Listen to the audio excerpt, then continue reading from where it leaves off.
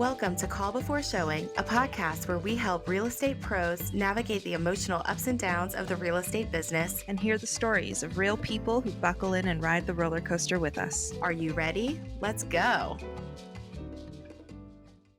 Hello, welcome to Call Before Showing. This is Alex Eldridge, and I'm here with my lovely co-host, Allison McPherson. Yay! Hi, Allison. How are you? Great. How are you doing, Alex? I'm good. It's so cold today. Yes. Oh my gosh, it's supposed to snow. I always feel conflicted. It's great the first day, and then not so much. And it doesn't snow that often here in coastal Virginia where I am. It snows a little bit more where you are, Alex, but in coastal Virginia, if it snows, we are shut down for a long period of time because we don't have the plows and all that jazz to, clean it up. This is true. I know when I lived down there, it was the schools would close for a whole week for a couple inches of snow. It was Yeah. wild, but it was also kind of a great reminder to take a little break. Absolutely. It kind of forced you Absolutely. to, right? And as an agent, it's actually pretty nice because none of your clients want to do anything. So you're on hiatus for a few days, which is really nice. I remember the first time it snowed living here.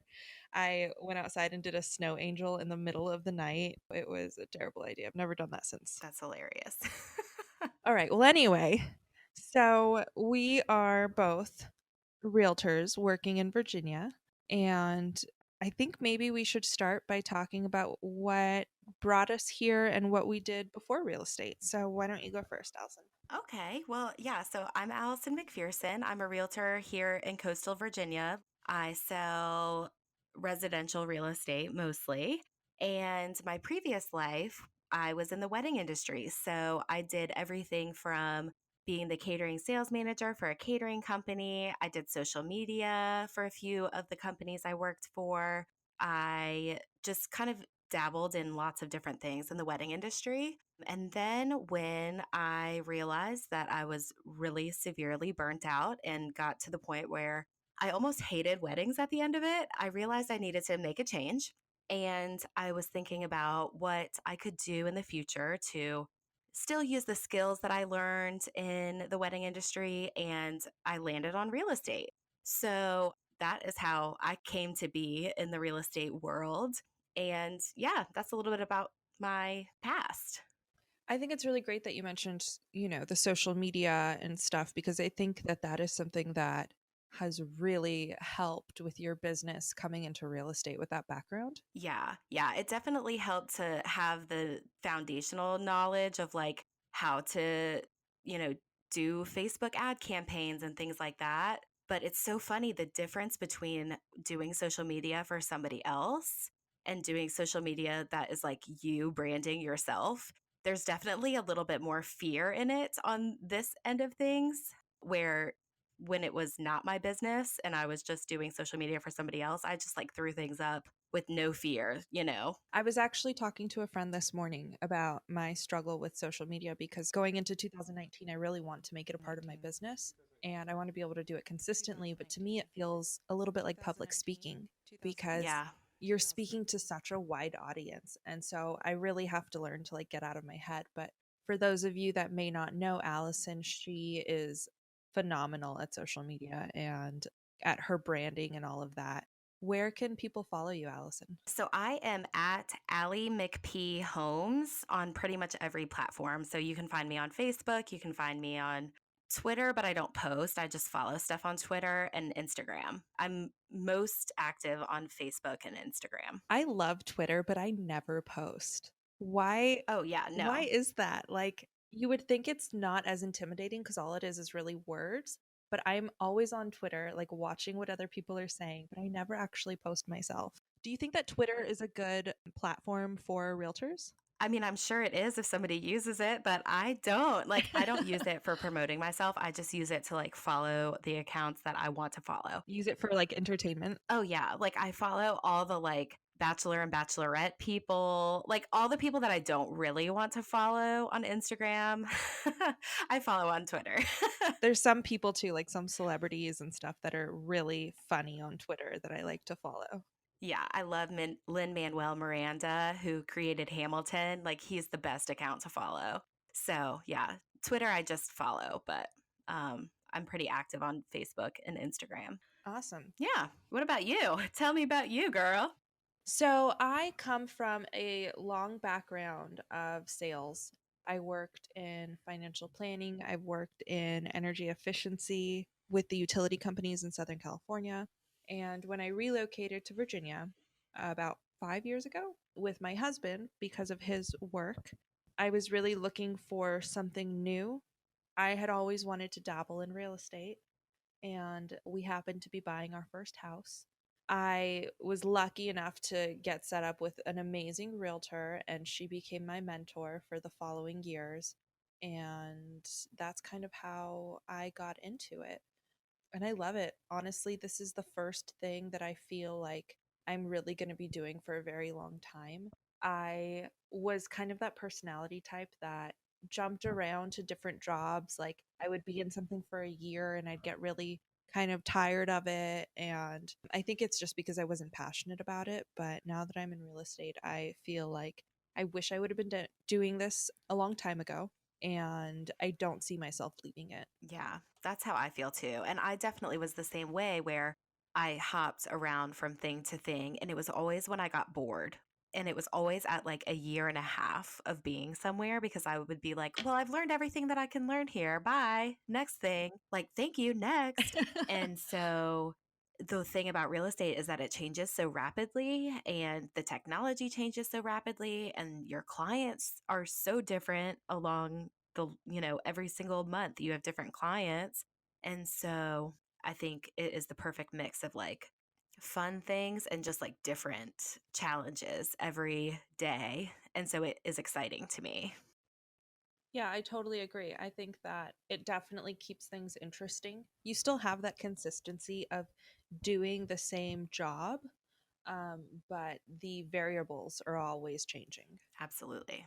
So you spoke about your mentor, and I know your mentor and I love her. And so I guess now is a good time for us to talk about how the two of us came to know each other. We met in our rookie year of real estate, and wow, doesn't that feel so long ago? Yeah, and it really isn't that long ago. It's crazy. It wasn't that long ago. I still feel like a rookie though. Me too. And sometimes I let that get in my own way. Yeah, I think especially with the company that we started in, I mean, you're still with that company, but a lot of people go into real estate sort of part time and dipping their toes in the water and not sure, if it's something they really want to do all the way. But with the company we started with, that wasn't really an option. They only take full time agents. And so I think that for the amount of time we've been working, we've really collected a lot of experience. absolutely.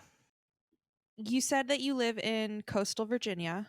Yes. So tell us a little bit about where you live, where you sell, and what your favorite thing is about that area. So, yes, I'm in coastal Virginia. I am physically located, and my office is located in Newport News, Virginia.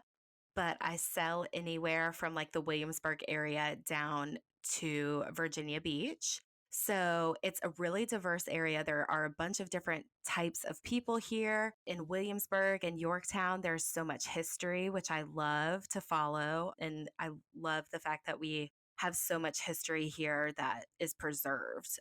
Colonial Williamsburg is awesome to, just walk around. There's a restaurant called the Cheese Shop that has like the most delicious ham and cheese sandwiches. And yeah, it's amazing. And it's just bread and ham and cheese and house sauce. And you would think that it wouldn't be as popular as it is because it's literally just ham, cheese, and bread, but it's amazing. So I just love that we have history to the north of us, and then we have the beach and kind of relaxation down in Virginia Beach, within a 30-minute, 45-minute drive. In the summer, it's about an hour, let's be real, with traffic. And Allison, you are actually from that area, born and raised, right? Not born. I was born in Oh, Germany. My dad was in the military. I never knew Oh, that. really? Yeah. So my dad was in the military. This area is also very military and government. We have a lot of military and government work here. So we ended up here because my dad was in the army. And then he retired and basically took his same job as a civilian at Fort Eustis, which is in Newport News. And then that's how we stayed here forever, pretty much. I went away for college up in Northern Virginia, really close to where you live now. And then I married my high school sweetheart, Josh, and he got a job down here after college. And so I came down here as well. That's great. Yeah. But yeah, so you're in Northern Virginia where I went to college, and you moved up there what, 2 years ago? Actually, yeah, about 2 years ago. And I have a slightly different experience to you when it comes to like doing real estate in Virginia because I was not, I didn't spend a ton of time here. I kind of moved here and immediately started like exploring and trying to figure out the real estate world, which can definitely be challenging, but it just goes to show that it is possible. I think that people can kind of let that get in their way, not really knowing the area, but you can learn an area pretty quickly. Absolutely. Yeah, after this is what my third move within Virginia, I've really come to realize that. But when I moved to Virginia, I first moved to Williamsburg, which I thought was great. I loved colonial Williamsburg. There's a lot of history. It's a very charming, very cute town. And then we moved to Newport News, which I also liked. And there are definitely some fun things to do there. That's where, the office that you're in, that I was in, was located. And it was so convenient having it right next to home. Basically, every time we moved, it was for my husband's job. And he's not military. We get that question a lot because we're constantly moving for his work. But he's just very ambitious and likes to, always be moving on up to different things. So that's what brought us out to Northern Virginia. So I now service all of Northern Virginia. It's in my goals for the next couple years to get licensed in DC and Maryland. Yeah, I really love it up here. We live in Occoquan, which is this really cute little town in the middle of this kind of big metropolis, which is Northern Virginia. And Occoquan has a population of 700 people, and it's right on the river. And I really, really am happy here with where we live. There's like two police officers and there's no mailmen, so you have to walk to the post office to get your mail. And yeah, I really like it. I love that. That is so. I didn't know that you had to walk to the post office to get your mail. That's like the most charming thing ever. It's so funny because I didn't know this. Like, I didn't think to look for a mailbox when we were buying the house because it feels like something that you shouldn't have to look for. There is one at every house. And it wasn't until closing. We were in a kind of unique situation where we actually closed at the same table with the seller, which doesn't happen typically in Virginia. Just as the seller was about to walk out the door, she said, "Oh, and by the way, you have to walk to the post office to get your mail." It's like that should be disclosed in this stupid MLS. Like, come on. I I wouldn't have know. bought the house then. No, I'm just joking. No, I mean, I still would have bought the house, but my jaw dropped. And I was like, "I'm sorry, what?" And it was very calculated the way that, they said it right before walking out the door. And so I just, oh man, I'll never forget that. But, I think it's great that the ladies that work at the post office are awesome. It kind of just intensifies that feeling of like living in a really sweet, small community. Yeah. Like I said, within this like really big area where that's might be a little lacking. But it's also great that we have DC, 20 minutes away. We have Alexandria, Old Town. There's just so much to do here, so much culture, a lot of history too in DC. It's just really beautiful. And I don't know, I feel very lucky to live here. I love that. Yeah. Let's talk a little bit about why we're here. What is your vision and goal for this podcast? Really, I think it's one of those things where in real estate, we have this reputation of being cutthroat and, like we will climb over each other to get success and things like that. But I really feel like there's this underlying need for community in this environment. And I think it's something that some companies are able to foster in their office and that sort of thing. But I feel like it's something that our industry needs on a larger scale, where we're not afraid to share ideas. We're not afraid to talk about what made us successful.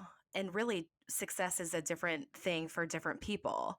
And I want to kind of hear stories of people that have been there, done that, had success, had failures that they learned from, and kind of have it be a community that we can all kind of share ideas and laugh together and cry together. And, you know, I don't know. I feel like that is something that our industry needs.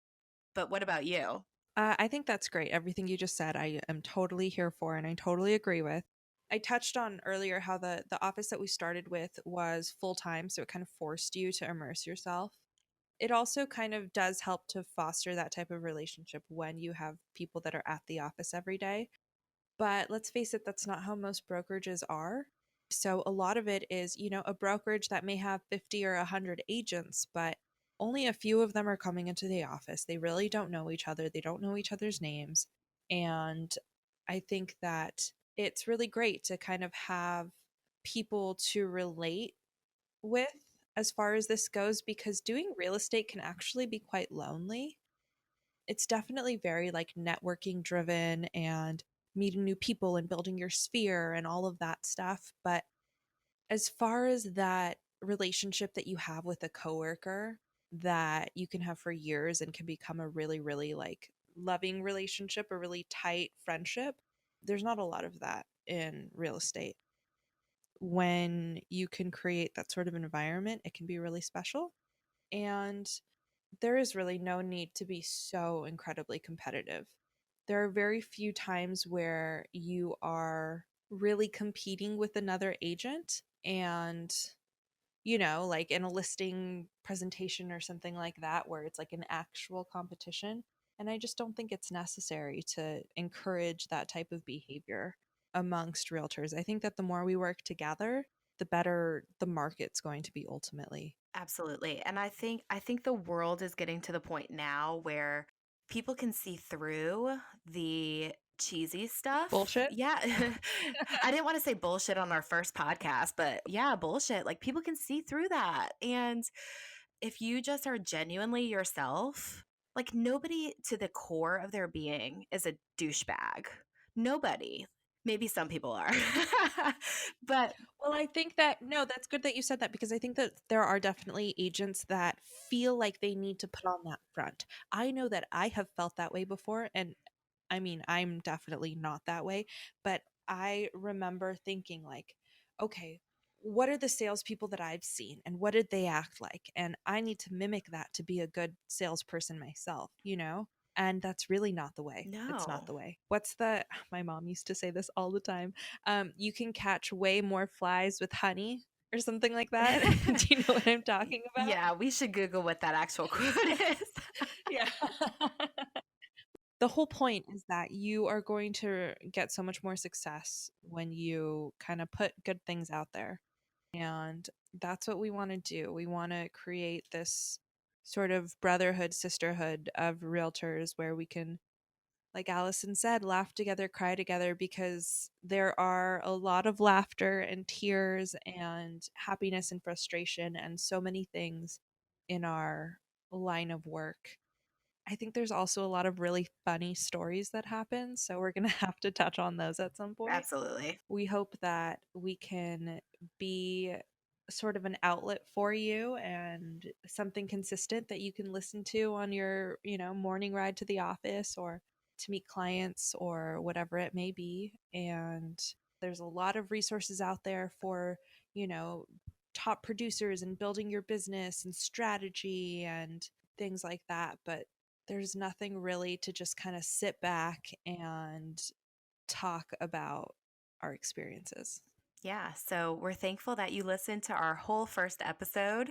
And we really look forward to doing this with you guys. Like, let's go.